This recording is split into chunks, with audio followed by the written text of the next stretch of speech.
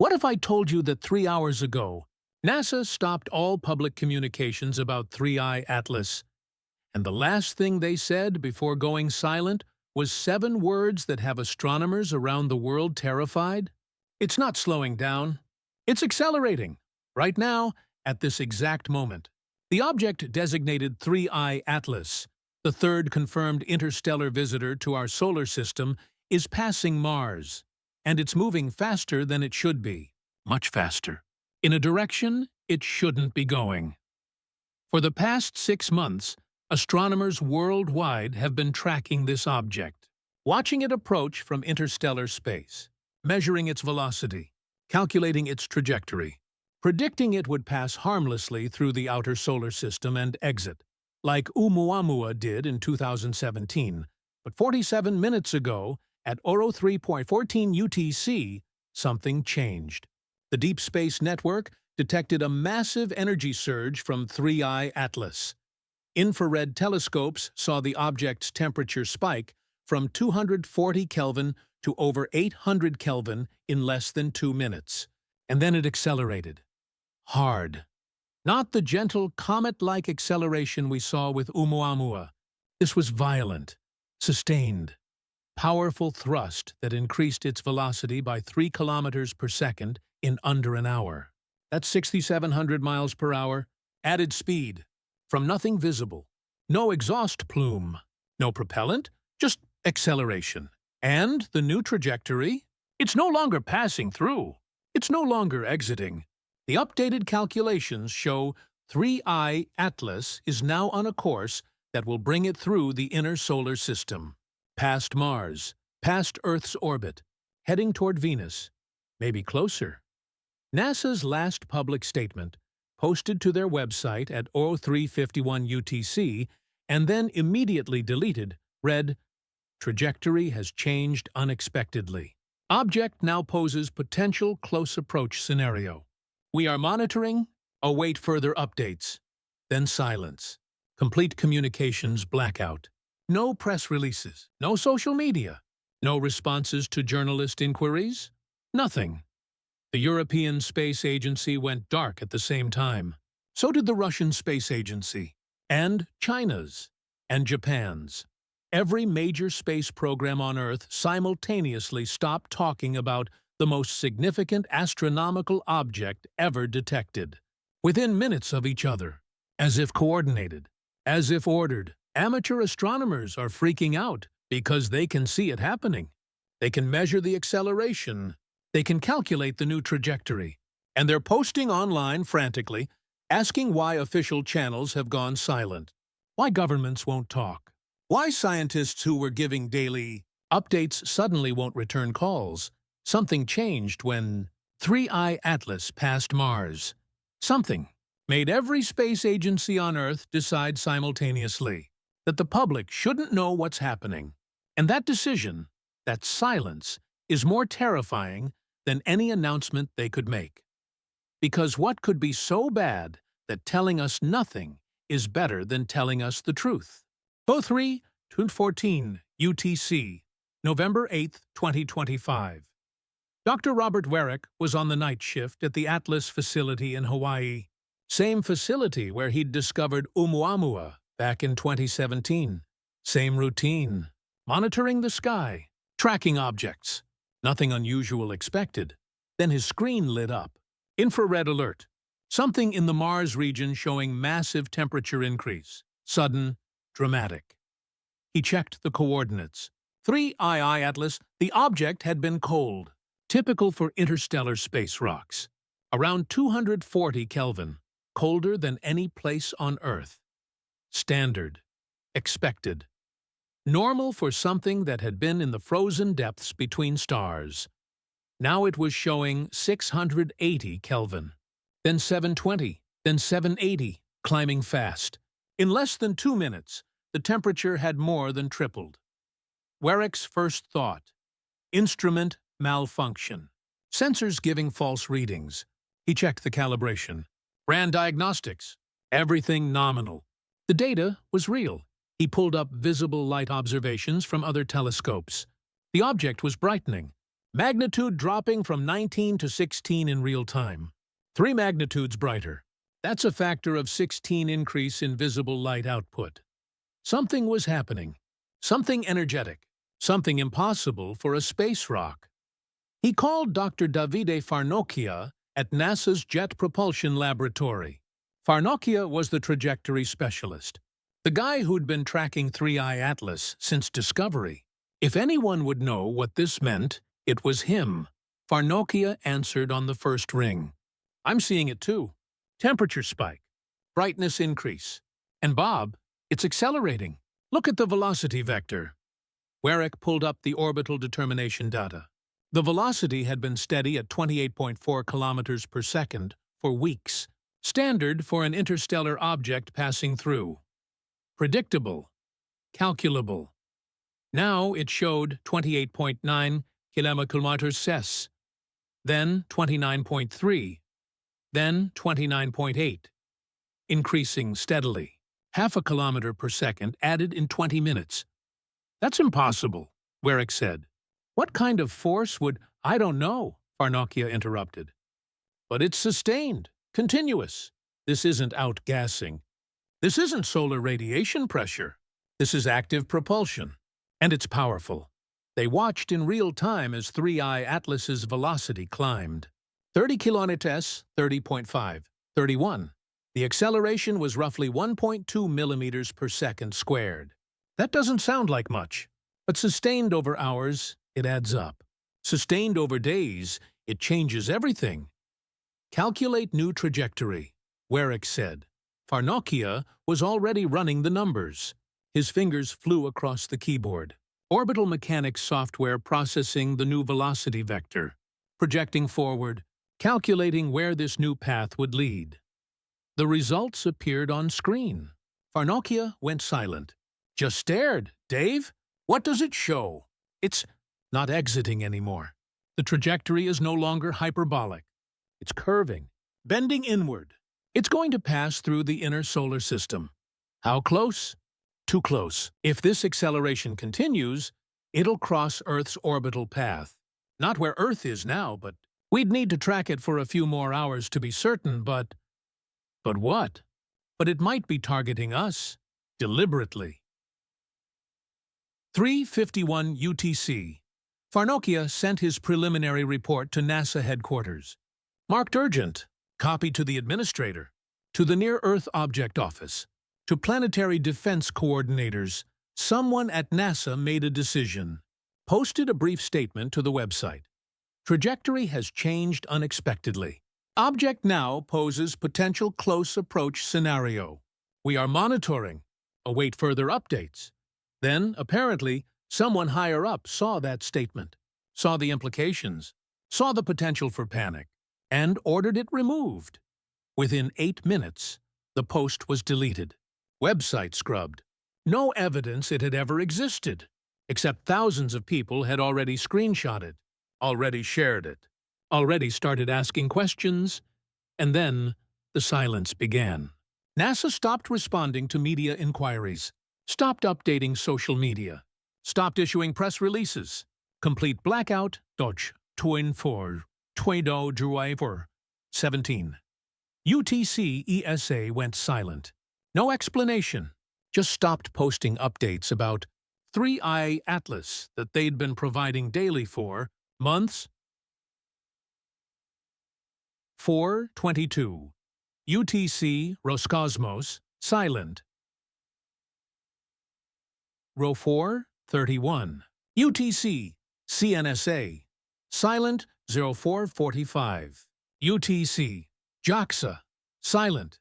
Every major space agency on Earth, within 90 minutes of the acceleration event, stopped all public communication about 3I Atlas. Coordinated, deliberate, controlled. Dr. Michelle Bannister at the University of Canterbury was watching this unfold from New Zealand. She'd been tracking 3I Atlas since detection, publishing papers, giving interviews, educating the public about interstellar objects. At 05 UTC, she received an email from her department head. Subject line: Immediate suspension of 3i Atlas communications.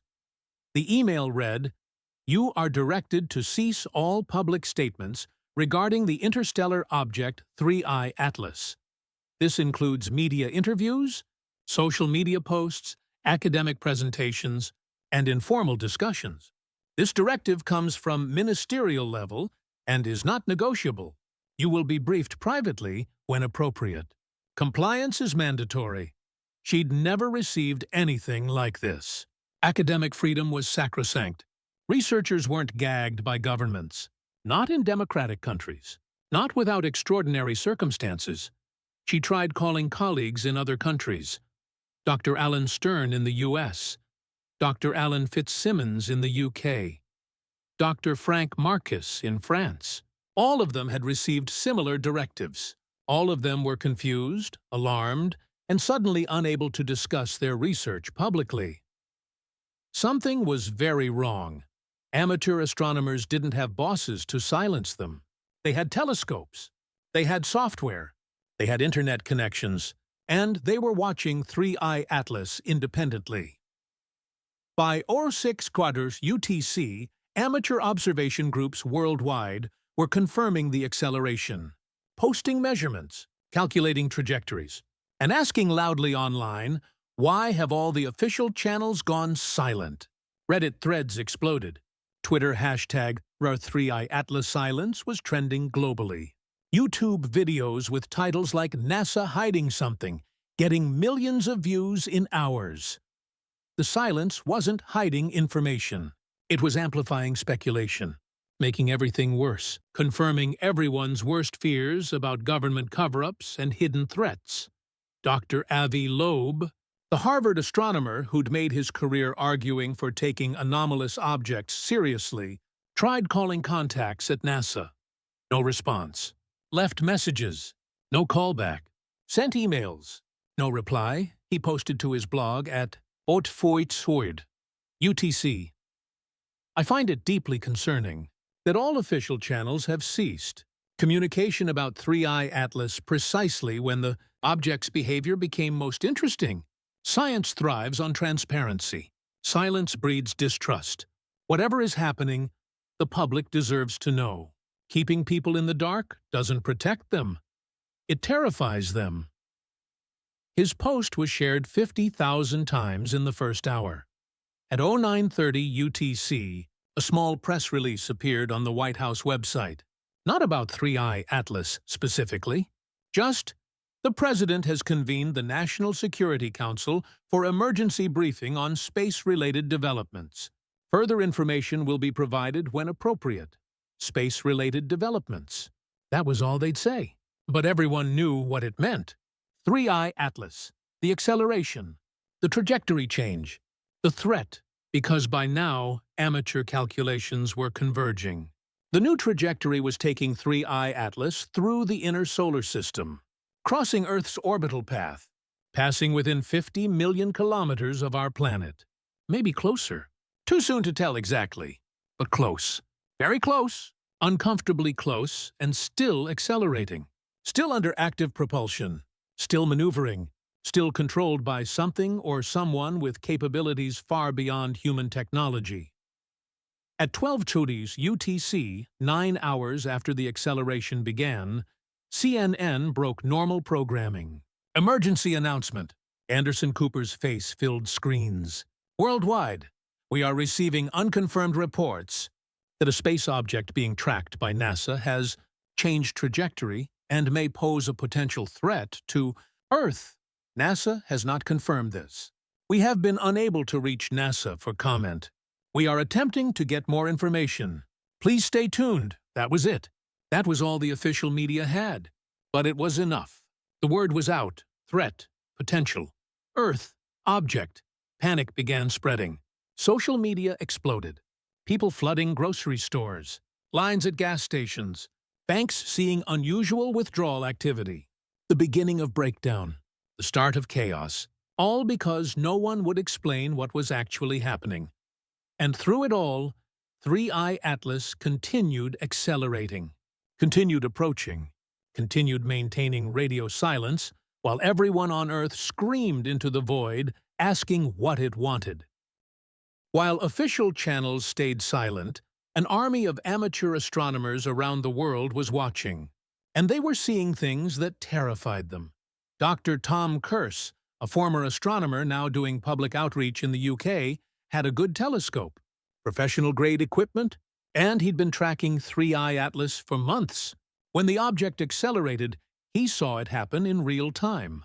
But he saw something else, too. Something the brief official reports hadn't mentioned.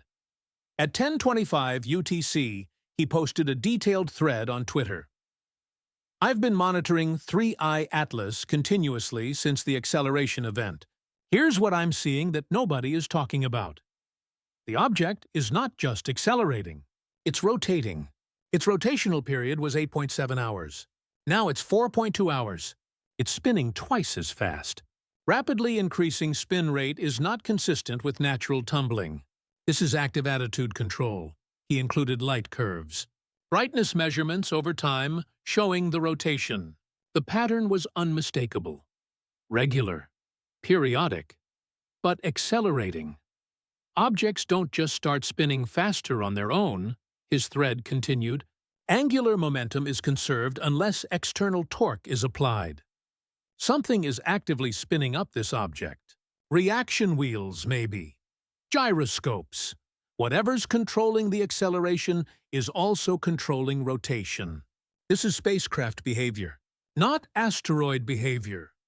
Within an hour, 3 other amateur groups confirmed his findings. The rotation rate was definitely increasing. 3I Atlas was spinning itself up deliberately. Then came the second discovery. From an amateur in Australia named Sarah Mitchell. She'd been taking spectroscopic measurements, looking at the light coming from 3I Atlas and breaking it into component wavelengths, checking what the object was made of. She posted at 11:40 UTC. The spectrum has changed. Before acceleration, it showed typical rocky composition. Carbon, silicates, iron. Now I'm seeing emission lines that don't match any known minerals. Specific wavelengths at 486 nm, 534 nm, and 612 mm. Strong emission.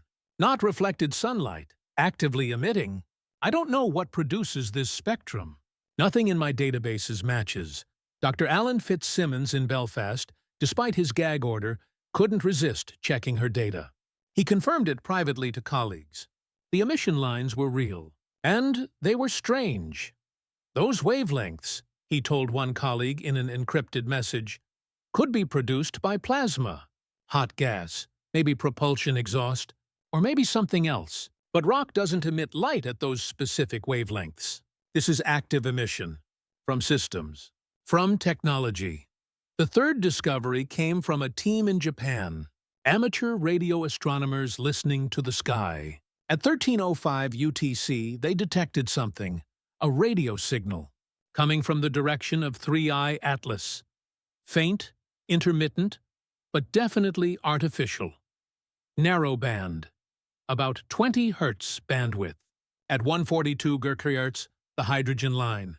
The frequency SETI researchers had monitored for decades as most likely for interstellar communication. They posted their detection. We are receiving artificial radio signals from 3I Atlas. Pattern suggests telemetry. Maybe communication. We have recorded 15 minutes of signal. Uploading audio file for analysis. The audio file, when converted to sound, was eerie. Pulses. Regular intervals. Different pulse widths encoding information. Like Morse code, but more complex. Digital data transmission. Amateur cryptographers and signal processing experts dove in, trying to decode it, trying to understand what it was saying. Within hours, they found patterns, mathematical sequences, prime numbers, binary counting, the universal signs of intelligence attempting communication. At 14:30 UTC, a fourth discovery stopped everyone cold. Posted by amateur astronomer group in Chile with excellent equipment and dark skies. We have imaged 3I Atlas directly. High resolution. The object is not homogeneous. We see structure, surface features, what appear to be panels, possibly solar arrays, possibly antenna, regular geometric patterns inconsistent with natural rock. Images attached. The images were grainy, low resolution. But you could see it. Rectangular sections, linear features, too regular to be natural weathering, too organized to be random rock formations. One panel appeared to be glowing, emitting light in infrared wavelengths. Hotspot. Exactly where you'd expect a propulsion system to be if this was a spacecraft by 15:20 UTC, 12 hours after the acceleration began. The amateur community had assembled a damning case. Active propulsion with sustained thrust-controlled attitude adjustment with increasing spin rate anomalous emission spectrum, suggesting exotic materials or plasma artificial. Radio transmission with encoded information visible surface structures. Consistent with engineering, every piece of evidence pointed to the same. Conclusion: 3I Atlas was artificial. Technology. A spacecraft from beyond our solar system, under intelligent control, and now accelerating toward the inner planets, toward Earth. And still, official sources said nothing. The silence was deafening, and the silence was damning, because everyone now knew what that silence meant. They were afraid. The people in charge were afraid. And if they were afraid, we should be terrified. November 8th, 1530 UTC. Dr. Farnokia had been updating trajectory calculations every hour. Each new measurement refined the projection. Each new data point narrowed the uncertainty. The news kept getting worse. Initial calculations after the acceleration showed 3I Atlas would cross Earth's orbital path somewhere. But where exactly, and when? By 1530, with 12 hours of acceleration data, the answer was clear, and it was bad. I Atlas was now on a trajectory that would bring it to within 0.08 AU of Earth. That's 12 million kilometers. Close. Very close. Inside the orbit of most communication satellites. Inside the Moon's orbit. And the timing? December 14th, 2025, just over 5 weeks away. But that assumed the acceleration stopped. If it continued, the approach would be even closer. If it continued and adjusted direction slightly, it could come closer still. Farnokia ran worst-case scenarios. If 3I Atlas maintained current acceleration and adjusted trajectory for maximum approach, it could pass within 1 million kilometers. Maybe less. That's grazing distance on astronomical scales. Closer than some satellites. Close enough to be a deliberate encounter. Or a collision course. He compiled his analysis. Sent it to NASA headquarters. Marked critical. Included recommendations. Prepare planetary defense options. Consider evacuation scenarios. Inform public before panic makes everything worse. The reply came back in minutes. One word: denied. No elaboration. No explanation. Just denied.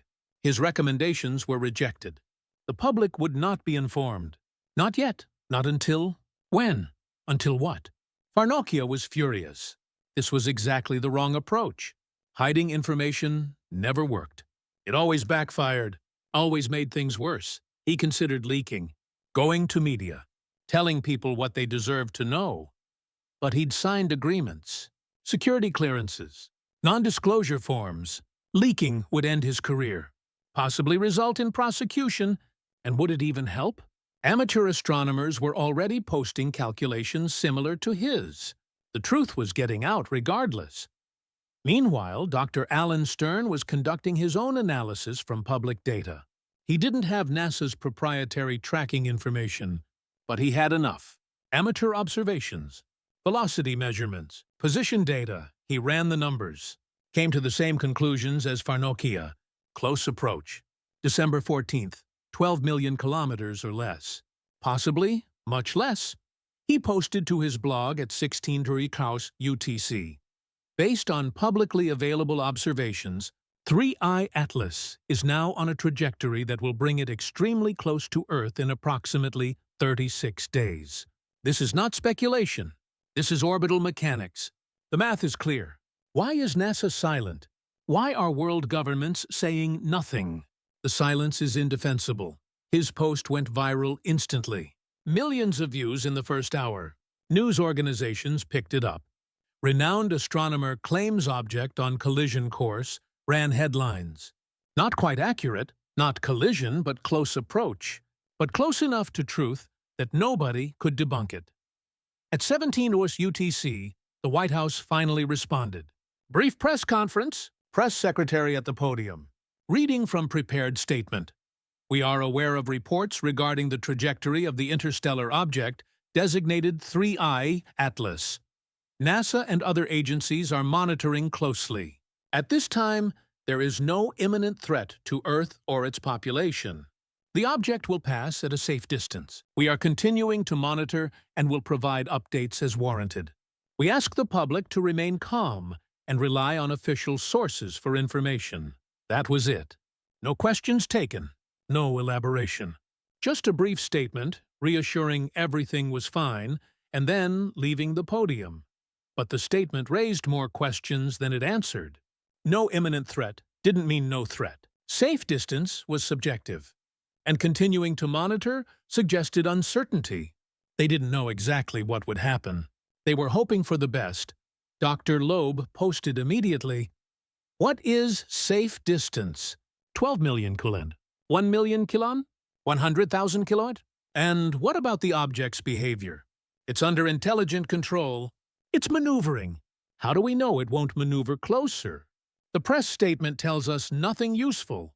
Social media erupted. Half the population believing the government, half not. Fierce arguments. Panic buying increasing. Some cities seeing civil unrest. Police presence increased at stores and public buildings. November 8th, 20th UTC. 17 hours after the acceleration began. A new development. I-Atlas stopped accelerating. The velocity stabilized at 31.6 kilometers per second. The infrared signature cooled back to 400 Kelvin. The thrust had ended, but the damage was done. The velocity had increased by 3.2 t/s. The trajectory had changed permanently. The object was now locked onto its new path, and that path led close to Earth. Dr. Warwick posted to an encrypted forum used by professional astronomers. Acceleration has ceased. Final velocity 31.66 km/s. Duration 17 hours. Total velocity change 3.2 km/s. This implies average acceleration of 0.052 mph. For a 400-meter object, that's enormous force. Requires megawatts of power. This was not outgassing. This was propulsion. Advanced propulsion. One of his colleagues replied, "Agreed. But why? Why accelerate for exactly 17 hours, then stop? Why change trajectory toward inner solar system? What's the purpose? If it's artificial, what does it want?" Nobody had answers, only more questions, and only 36 days to find out. November 9th, 022, Jones UTC. NASA Administrator Bill Nelson appeared via video link on multiple networks simultaneously. Unscheduled. Emergency broadcast. His face was haggard. He'd clearly been awake all night. "Good evening. I'm speaking to you tonight about the interstellar object designated 3I Atlas. As many of you know, this object underwent an acceleration event approximately 24 hours ago. Its trajectory has changed. I'm here to provide clarity on what we know, what we don't know, and what we're doing about it." He paused, gathered himself, continued. I-Atlas is now on a trajectory that will bring it close to Earth. Very close. Our best calculations project a closest approach of approximately 8 million kilometers on December 14, 2025. That is significantly closer than we would prefer, but it is not a collision course. Earth is not in danger of impact. However, we cannot explain the acceleration event through natural means. The object appears to be under some form of intelligent control. Whether that control is autonomous, a robotic probe, or directed by living beings, we do not know. We have been attempting to communicate with the object through radio transmissions. We have received no response. We do not know its origin, its purpose, or its intentions. I want to be clear. At this time, we have no evidence of hostile intent. The object has not taken any action that suggests aggression, but we also cannot rule out potential danger. We are tracking it continuously. We are preparing contingency plans, and we are coordinating with international partners. I apologize for the communication blackout over the past 24 hours. That was a mistake. In attempting to prevent panic, we created more fear through silence. That won't happen again. From this point forward, we will provide daily updates on 3i Atlas.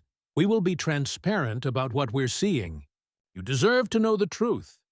The next 36 days will be critical. We ask for calm. We ask for patience. We ask that you trust the scientists and engineers who are working around the clock to understand this situation. And we ask that you prepare, not for disaster, but for uncertainty. Have emergency supplies. Know your local emergency protocols. Stay informed through official channels.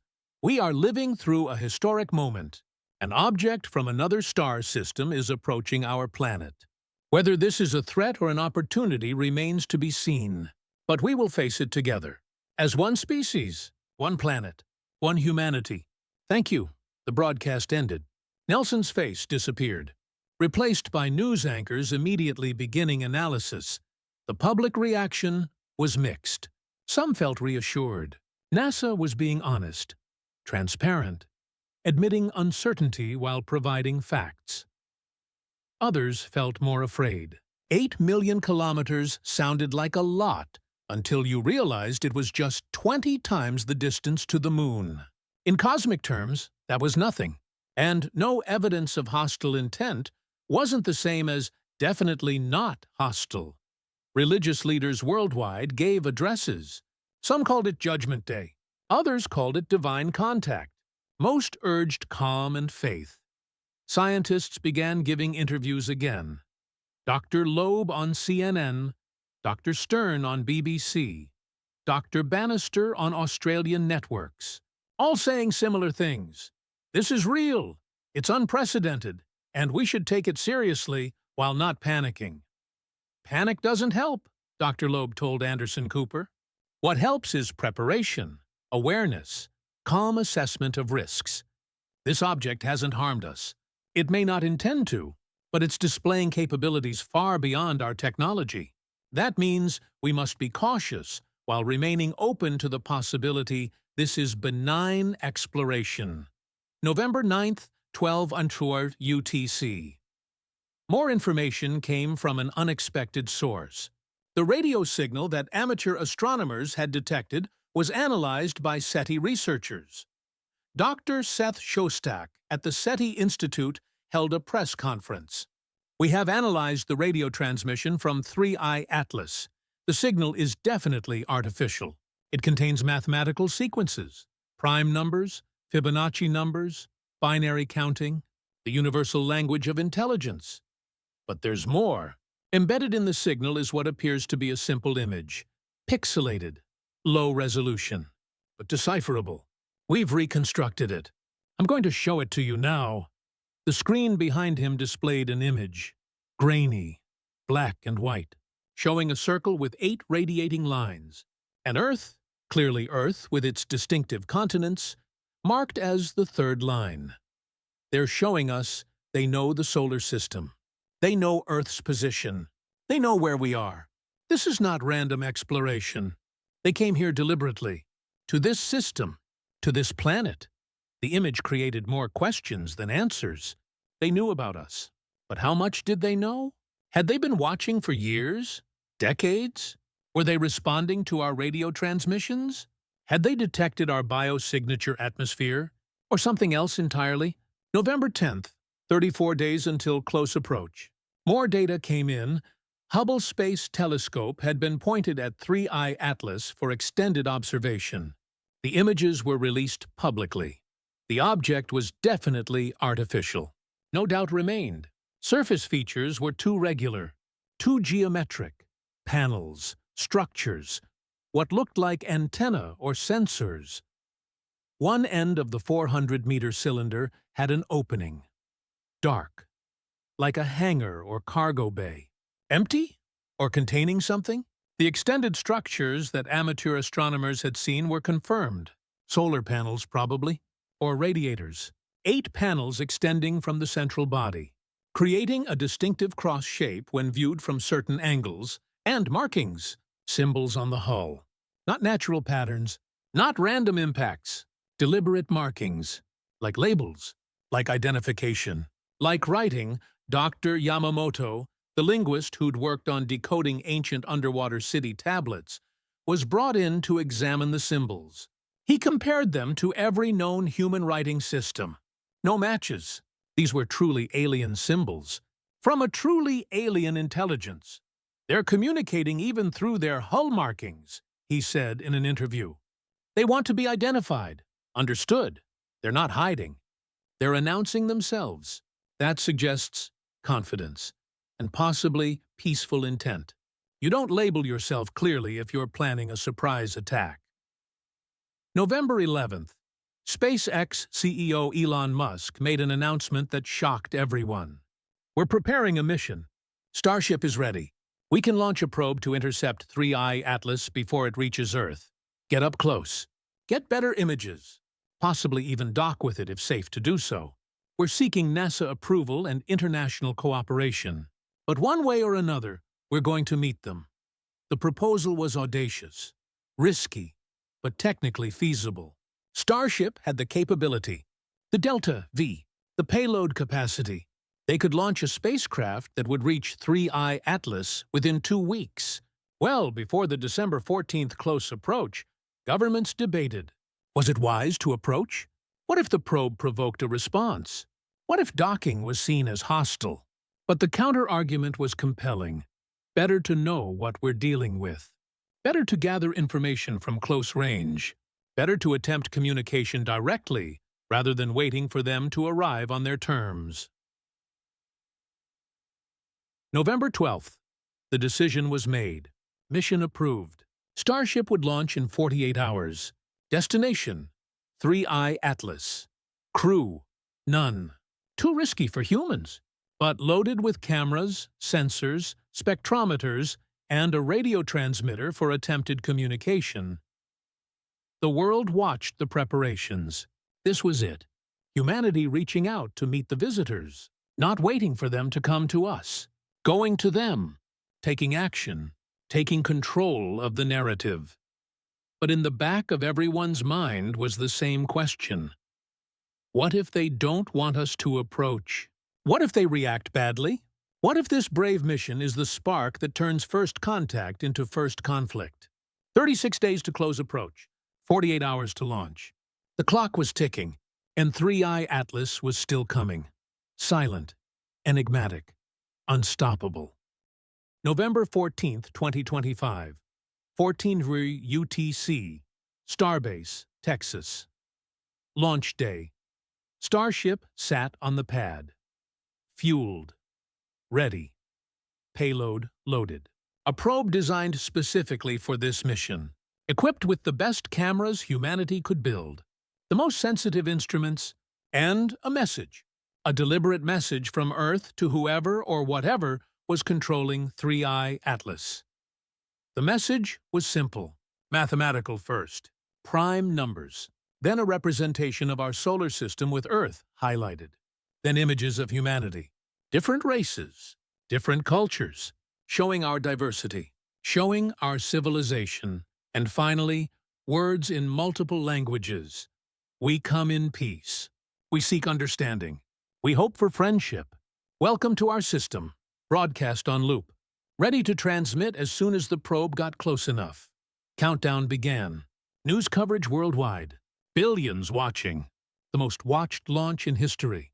Not because of the technology, though Starship was impressive. Because of the destination. Because of what we might find. 10, 9, 8, 7, 6, 5, 4, 3, 2, 1. Ignition. Engines roared. 33 Raptor engines at full thrust. sound washing over the landscape. Starship lifted, slowly at first, then faster. Climbing through the atmosphere, second stage separation, on course, trajectory set. Heading to meet 3I Atlas, 31 days before the object reached Earth, giving us 1 month to learn what we could before close approach. The probe would reach 3I Atlas in 12 days, November 26th, the day before Thanksgiving in the United States. Fitting timing, a day of gratitude, a day of coming together, a day we'd either celebrate first contact or mourn a failed mission. November 15th to 25th. The waiting period. The probe coasted through space, covering millions of kilometers daily, approaching the object at a combined closing speed of over 40 kilometers per second. During this time, more observations of 3I Atlas continued. The object remained on course. No more acceleration events, no more maneuvers, just steady motion toward the inner solar system. Toward Earth, infrared observations showed the object was cooling back to space temperature. Around 250 Kelvin now, whatever systems had activated for the acceleration were now dormant, or at least not generating much heat. Radio transmissions continued. The mathematical signal, the image showing knowledge of our solar system, on loop, like a beacon, like an announcement, like they were trying to communicate but weren't receiving responses, or weren't interested in two-way dialogue. Just broadcasting, SETI tried transmitting back. Multiple facilities, different frequencies, different message formats. No response. 3I Atlas acknowledged nothing, just kept broadcasting its own message on repeat. November 26th, Encounter Day. The probe reached 3I Atlas. Approach velocity carefully calculated. Not too fast, didn't want to zip past. Not too slow, needed to get there before the object reached Earth. Final approach speed, 5 km/s relative. Fast enough to cover distance quickly. Slow enough to get good observations. Distance, 100,000 kilometers. The probe's cameras activated. Began imaging. The first close-up views of an artificial object from another star system. The images came back to Earth with 40-second light delay. Mission control at SpaceX in Hawthorne, California, filled with engineers and scientists. NASA representatives present. ESA, international observers. Media cameras recording everything. First images appeared on screens. Gasps. Silence. Awe. Atlas was breathtaking.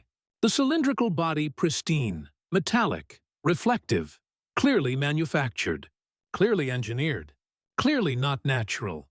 The surface was covered in panels, regular geometric sections, like spacecraft hull plating. Some panels darker than others. Maybe different materials, maybe different functions.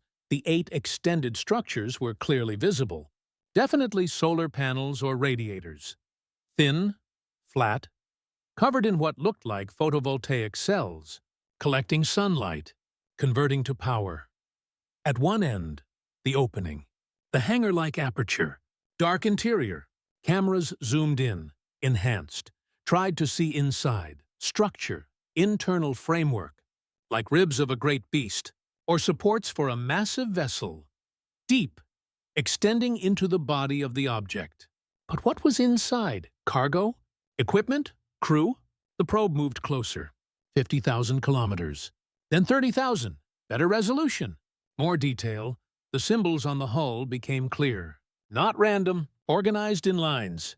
Sentences, maybe. Writing. Definitely writing. Complex characters. Artistic. Beautiful. Alien. Dr. Yamamoto stared at the screen in SpaceX control room. Those are grammatical structures. I can see patterns. Repeated elements that might be articles or conjunctions. This is language. Developed language. They're literally labeled. Like a ship with a name painted on the bow. One section of hull showed damage. Small impact crater. Micrometeorite strike, probably. After years, maybe centuries in space, Even one hit showed how long the journey had been. This object had traveled far, for a very long time, 10,000 kilometers. The probe transmitted its message. Radio. High-gain antenna pointed directly at 3I Atlas. The greeting. The images. The offer of friendship. Everyone waited, watching screens, waiting for response. Would the object react? Would it acknowledge? Would it return message? Would it attack? 40 seconds of light delay. The message reached 3I Atlas. Then another 40 seconds for response to return. 80 seconds. 90. 100. Nothing. No response. No reaction. 3I Atlas continued exactly as before, broadcasting its own message, ignoring the probe. Either didn't notice, didn't care, or was intentionally non-responsive. 1,000 kilometers. Close enough to see incredible detail. The hull was not perfectly smooth. There were seams, joints, access panels, maintenance ports maybe, like on human spacecraft. Practical, functional, industrial. One panel was slightly open, gap of maybe a meter, darkness beyond. The camera zoomed maximum magnification, tried to see inside through that gap. Movement. Something moved in the darkness. Just a glimpse. Mechanical. Articulated. An arm, maybe. Or antenna. Something extending from inside. Then withdrawing. Then gone. Did you see that? Someone in mission control said. Something's active inside. They replayed the footage. Frame by frame. There. Clear as day. A jointed mechanism. Metallic. Moving deliberately. Then pulling back inside. Something was operating. Systems were active. Machinery was functioning. This wasn't a dead probe drifting through space. This was alive. Active. Working. The probe reached closest approach. 1,000 kilometers. Matching velocity with 3I Atlas. Flying in formation. Keeping pace. Getting every possible observation. And then 3I Atlas responded. Not to the probe's message. To the probe itself. A laser. Visible wavelength. Red. Low power. Non-damaging. But definitely intentional. The beam flashed once. Twice. 3 times. Pointing at the probe. Like a spotlight. Like acknowledgement. Like, we see you. Mission control erupted. They're responding. They see us. They're acknowledging. The laser pulsed again. Pattern? Rhythm? Morse code? No, different, but similar concept. Short pulses, long pulses, encoding information. Dr. Shostak analyzed it real time. It's binary. They're sending binary. Ones and zeros. Like computer language. Like they know we'll understand digital encoding. The message was short. Just 256 bits. A single packet of data. Transmitted 3 times, then stopping. SETI decoded it in minutes. The data represented an image, 16x16 pixels, low resolution. But clear, the image showed 2 objects, one large, 3I Atlas, one small, the probe, and between them, a line connecting them, with a symbol that could only mean one thing: acknowledgement, recognition. They see us. They know we came to meet them, and below that, another symbol. One the SETI team had seen in the earlier transmissions. A symbol that analysis suggested meant approach, or come, or closer. They were inviting the probe to come nearer. To dock, maybe. To connect. To make direct contact. The mission controllers debated rapidly. This hadn't been planned. The probe wasn't designed for docking. But the invitation was clear. An opportunity might not come again. Elon Musk's voice cut through the debate. Do it. Get closer. We came here to make contact. They're offering contact. Take it. The probe's thrusters fired. Approach maneuver. Velocity matched perfectly. Distance closing. 500 meters. 300. 100. The hangar opening was ahead. Dark. Mysterious. Inviting and terrifying simultaneously. To meters. Details of the internal structure visible. Mechanical. Complex. Not organic-looking. More like factory or workshop.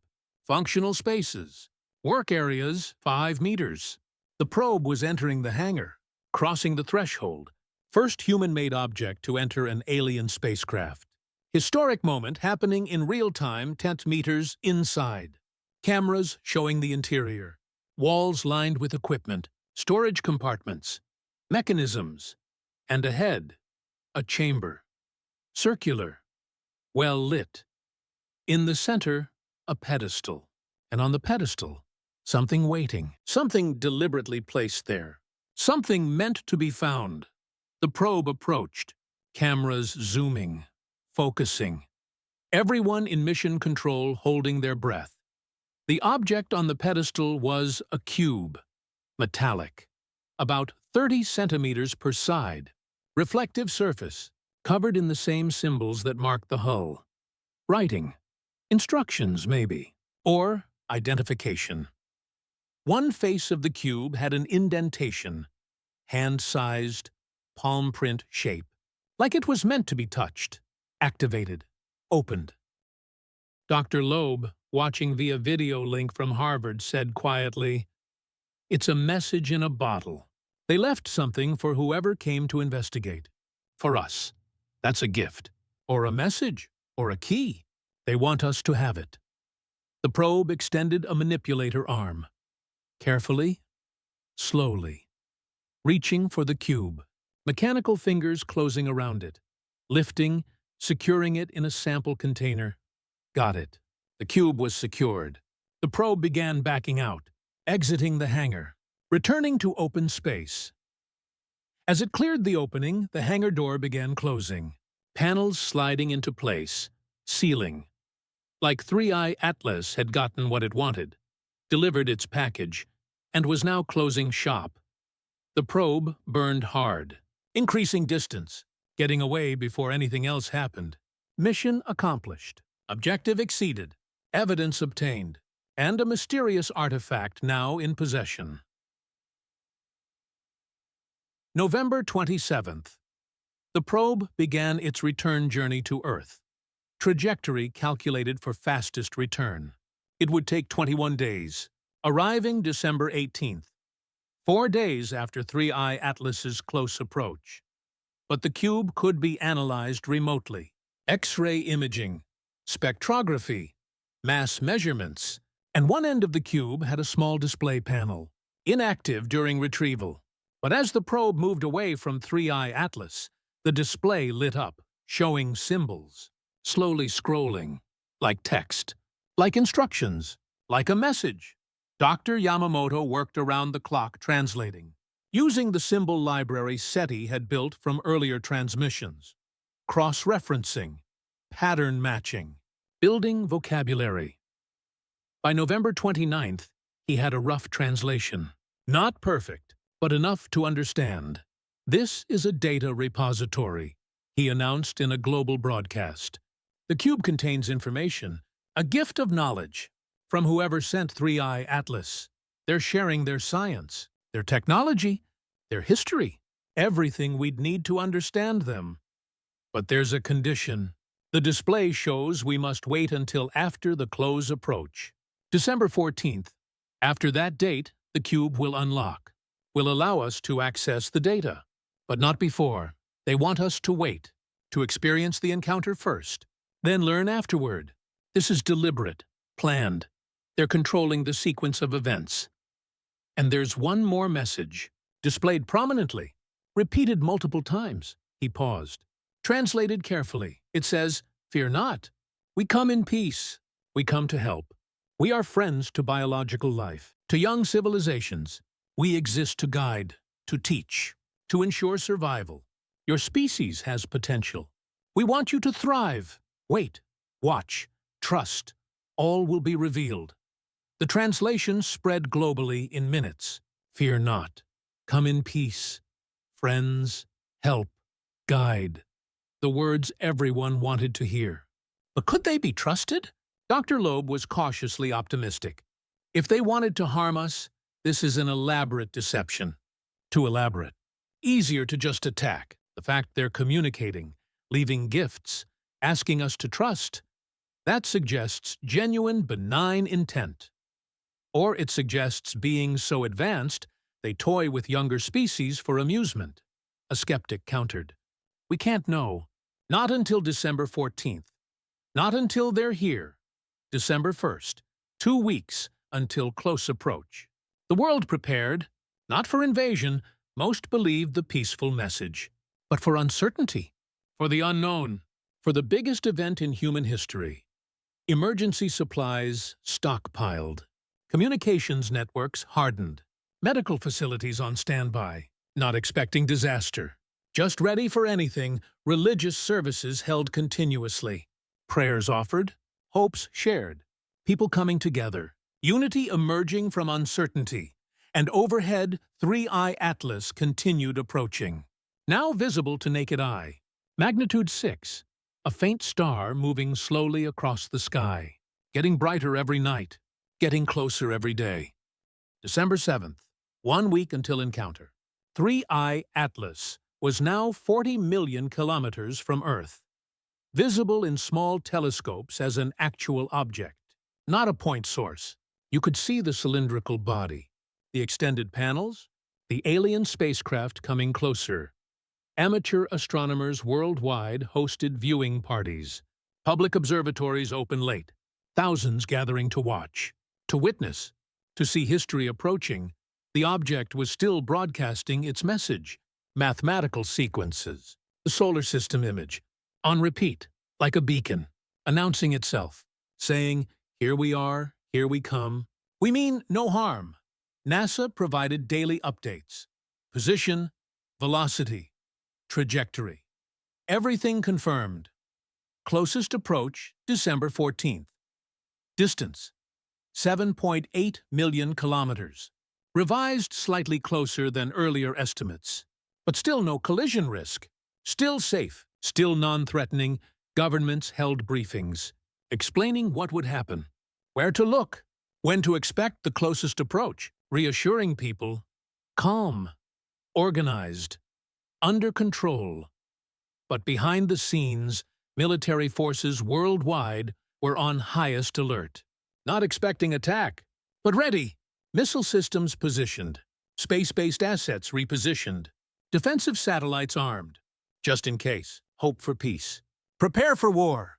The eternal military paradox. December 10th. 4 days until encounter. Distance, 20 million kilometers. 3I Atlas was magnitude 4 now, visible to naked eye in dark skies. A star that moved. A point of light that grew brighter nightly. Impossible to miss if you knew where to look. Radio telescopes detected something new. 3I Atlas had stopped transmitting its beacon. The message that had played on repeat for months suddenly went silent. At first, mission controllers thought equipment failure. But no, the object simply stopped broadcasting. Went radio silent. No more signals. No more transmissions. Why? What did it mean? Was the approach sequence complete? Were they entering a new phase? Were they going dark before something happened? Speculation ran wild. News channels filled with experts guessing. Some said normal. Message delivered. No need to repeat. Others worried. Silence before action. Calm before storm. December 12th. 2 days until closest approach. Distance, 12 million kilometers. Magnitude 2. Bright as the brightest stars in the sky. Visible even from light-polluted cities. Everyone could see it now. Everyone was watching. Something changed. The object's rotation stopped. For months, it had been tumbling slowly. Regular 4.2-hour rotation.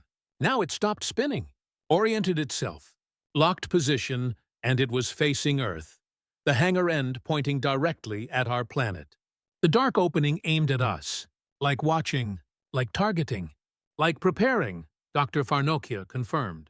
It's achieved 3-axis stabilization, completely stopped rotation, pointing at Earth deliberately. This is controlled orientation, active maneuvering. They're positioning for something. That night, millions slept poorly. The object was visible in the sky, bright, unmoving against the star's rotation, staring at Earth, watching, waiting. 2 days away, December 13th. 1 day until closest approach. Distance, 9 million kilometers. Magnitude 1, brighter than most stars. One of the brightest objects in the night sky besides moon and planets. And then it started. 14 were UTC, light, from the hangar opening. Faint at first, then brighter, blue-white, like floodlights, like stadium lights, illuminating the interior, making the darkness visible. Telescopes zoomed in, enhanced, tried to see what was inside that suddenly lit chamber. Movement, definite movement. Things happening inside, mechanical activity, preparations, like a ship getting ready to launch boats, like a carrier preparing to deploy aircraft. Something's about to emerge, Dr. Stern said on live television. They're activating, getting ready. Whatever they came here to do, it's about to happen. The world held its breath. 24 hours until closest approach. 24 hours until we'd know. The final day of waiting. The last hours of the world as we knew it. That evening, the UN Secretary-General gave an address, broadcast globally. Tomorrow, humanity faces the unknown together.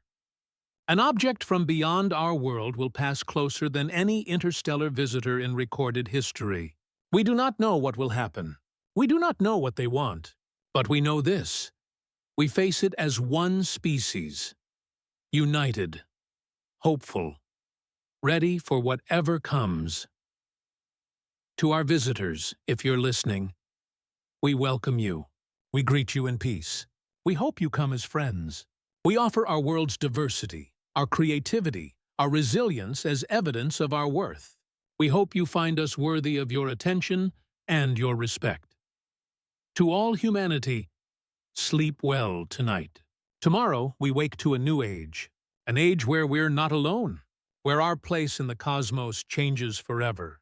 May we be worthy of this moment. May we rise to meet it with courage, with wisdom, with grace. People worldwide watched the speech. Some prayed, some meditated, some gathered with loved ones.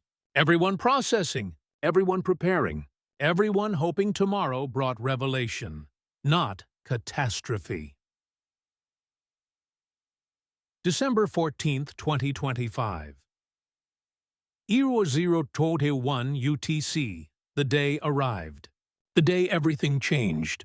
3I Atlas was now 8 million kilometers away, hours from closest approach.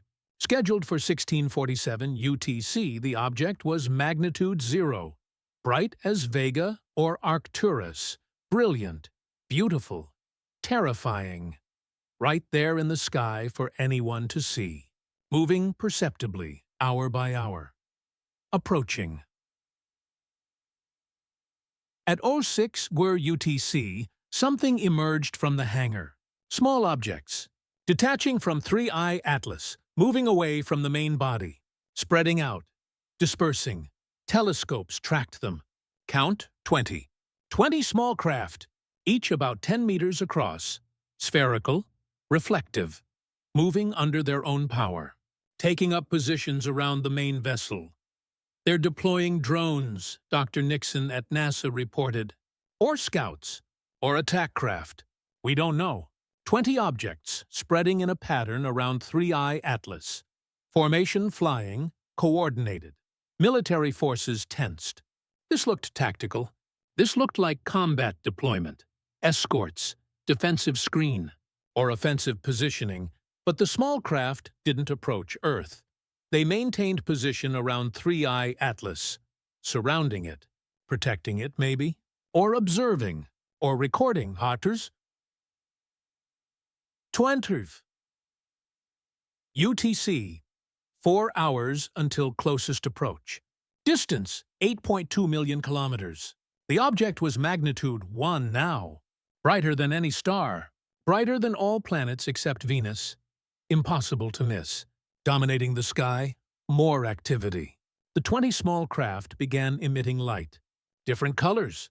Red, blue, green, white, yellow. Pulsing. rhythmic, like lights on a Christmas tree, like a display. Like communication, Dr. Shostak analyzed the pattern. It's not random. There's structure, sequence. They're displaying something. Like fireworks, like celebration, like greeting. The lights pulsed in waves, coordinated, beautiful, artistic, not threatening. More like a show. Like they were announcing themselves visually, saying, "Look at us, see us. We're here for UTC, 2 hours until closest approach." And then the message came. Radio transmission from 3i Atlas directly. First transmission in days, but not their old message. New message. In English. Perfect English. Like they'd been learning, listening, preparing. The transmission said, "People of Earth, we greet you. We are the Voyagers. We travel between stars seeking life, seeking intelligence, seeking species who might join the community of minds that spans the galaxy. We detected you decades ago. Your radio signals, your atmospheric signature, signs of biological activity, signs of emerging technology. We came to investigate, to confirm, to make contact. We mean no harm. We come in peace. We come to offer knowledge, partnership, friendship. We have traveled far to reach you, spent years crossing the emptiness between stars, because we believe you are ready, ready to know you are not alone, ready to join others who explore the cosmos. In moments, we will make closest approach. We will demonstrate our peaceful intent. We will share a gift, and then we will depart. Return to deep space. Give you time to consider, time to decide, time to choose whether you wish further contact. The cube you retrieved contains everything you need. Science, history, coordinates for further communication, methods to reach us when you're ready. It is yours. A gift freely given. Use it wisely. We hope you will reach out. We hope you will join us. The galaxy is vast, but it is less lonely when neighbors know each other. We are your neighbors, and we welcome you to the neighborhood. We will watch from afar. We will hope for your success. We will wait for your call. May you thrive. May you grow.